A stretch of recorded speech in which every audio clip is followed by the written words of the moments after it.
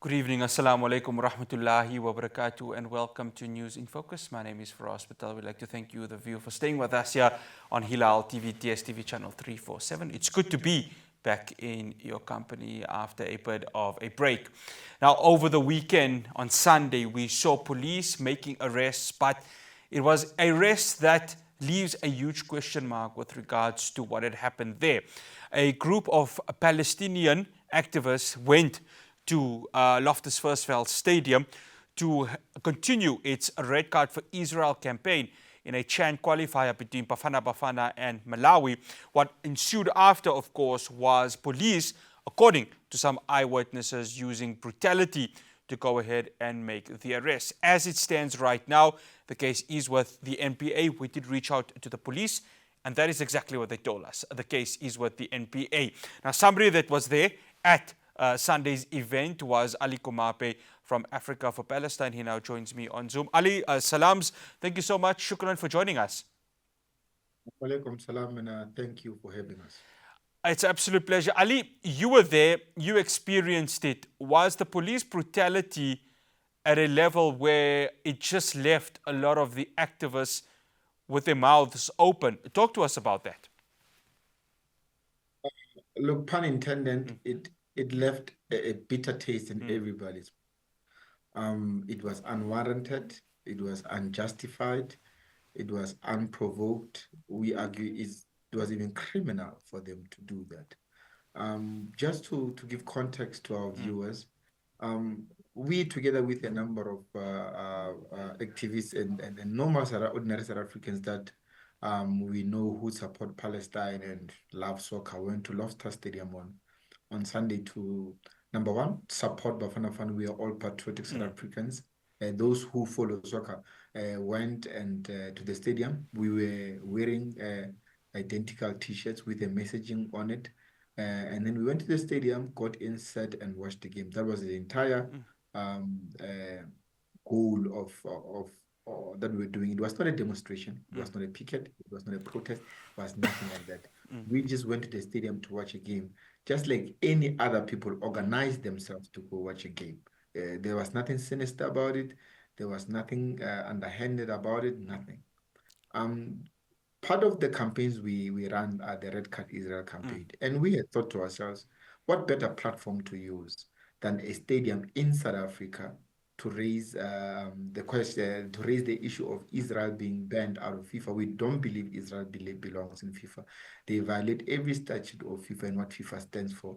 And namely on the issue of discrimination, apartheid, and human rights violation of Palestinians. We don't believe Israel should be in FIFA. FIFA banned Russia a couple of years back for its military actions in Ukraine. Why not ban Israel when it's committing active genocide? So we don't believe Israel belongs in FIFA, and that's the message that we were sending. There was nothing sinister about it. We were not infringing on anybody's rights. We were not provoking anybody.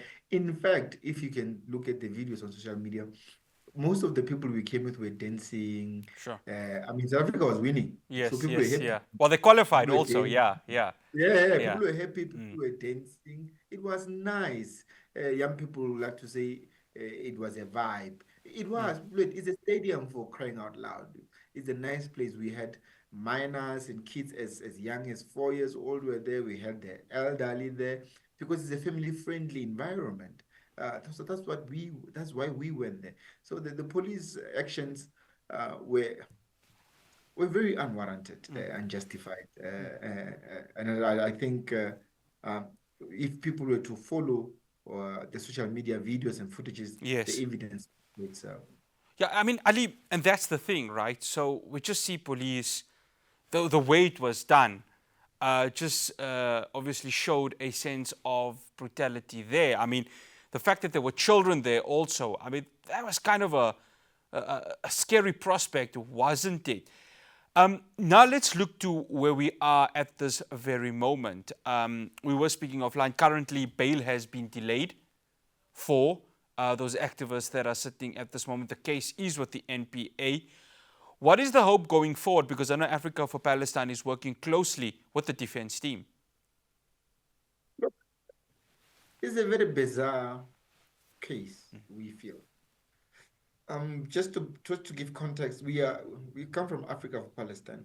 We organize campaigns and protests. We've organized hundreds and hundreds of protests, if not thousands, on the issue of Palestine, and we've never seen something like this because we were not even in a protest.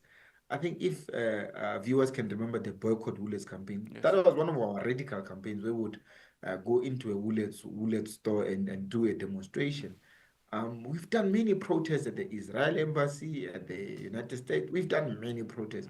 We've never seen police do this, um, especially to a crowd that was peaceful at a soccer game, for crying out loud. It was not we were not we were not we were not pointing. It was so innocent, and we are still perplexed. So there's something bizarre about this case.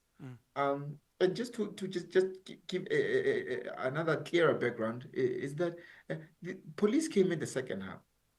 They allowed us in the stadium with our t-shirts, with our flags, with our banners. And it happened in the second half. It begs the question, perhaps was there someone watching television, saw us in our t-shirts, saw our banners, took the phone, called the stadium management and said, I don't appreciate that message, chunk them out. It doesn't make sense. It's bizarre. Five of the people we went with, five gentlemen, are arrested, are in prison with common criminals. For what? For being in a stadium waving a Palestinian flag. It's ridiculous. We still can't make sense of it. Five of them were arrested at the stadium. They were arrested on Sunday. Yesterday, they went to the local magistrate court. And it's there that we found out that there are frivolous charges against them. Assault on a police officer, absolute nonsense. There's video footage from many angles. Doesn't show any of us assaulting a police officer. The malicious damage to property. It's a stadium. The stadium does not have much. It's those plastic or what you call in a stadium. You can't, they're so durable. It's a stadium. In a stadium, ordinarily people will jump on top of the chairs when there's whatever. So they're very hard. You can't break those things. Yeah, I There's mean, more Loftus Stadium is quite hard. I mean, Loftus hasn't released a statement saying any damages there. So I do agree with you. I mean, this is quite bizarre. Yeah, it's frivolous. Yeah. They're saying there's malicious damage to property is not there. They are saying, and this is where the catch is. They are saying that we violated some Sport and Recreation Act. We've never heard of anyone being charged up with something like this. Very frivolous. So they are throwing everything to the wall to see what sticks. There's something bizarre about this. Now, one of them is a 16-year-old matriculant who today must sleep in a prison cell at Soshanguve with common and hard criminals for the next 7 days. Yesterday, they were denied bail. They said bail is delayed because of they are investigating residential areas or where they stay or whatever. This has never happened with even protesters. These are not even these are people who went to watch the game, I mean, including a 16-year-old, including in our midst minors as young as 4-year-old and elderly people in their 80s. This was not a radical type of military action to provoke or to fight with police. No, we had no intentions to do that. It's very bizarre that the National Prosecuting Authority and the South African Police Services will go to such an extent to detain 5 innocent South Africans who were doing no crime at all. Many people in South Africa like to say, look, the police could be focusing on this. But in this particular case, we are seen with conviction they could be doing better with their resources. Of course. They would be doing better with their time than to focus on Palestine activists who did absolutely nothing. And in fact, there's footage also in the stadium. So they must use that footage to see what has went wrong. And in fact, in many cases, when there's civil disobedience, where we use our constitutional right to protest this or that, when there's disturbance, police will detain you for like 2 or 5 hours and say, look, go home. We did not please you. But in this particular instance, they are charged with some serious higher schedule crimes. So for no reason. There's some underhandedness here. There's something bizarre. There's something odd. We are looking into it, and we will definitely find it. Whoever is behind this, they will be exposed. If you look at our track record as Africa4Palestine, once we start a campaign, we don't stop. Whoever is behind this, we are warning them. We're going to expose them. We're going to find them, and we're going to expose them. Okay, Ali, Shukran so much for joining us. We really appreciate it. Assalamu alaikum. Thank you for having us. And salam. It's Alie Komape, a spokesperson for Africa4Palestine. Well, I mean, Ali just brought up a very important point when it comes to the NPA. There's been various criticism, especially on an ongoing case now that is happening with the televangelist Timothy Omotoso. Many are saying that the NPA should maybe be focusing there, after, of course, he was declared not guilty, I beg your pardon, over a month ago for alleged rape on various women. So interesting to see how this case is going to go. But surely anyone can go to the stadium and protest as long as it's done peacefully. The question that comes is, what now? Will the NPA go ahead with regards to this case, or will it be thrown out in just a few days' time?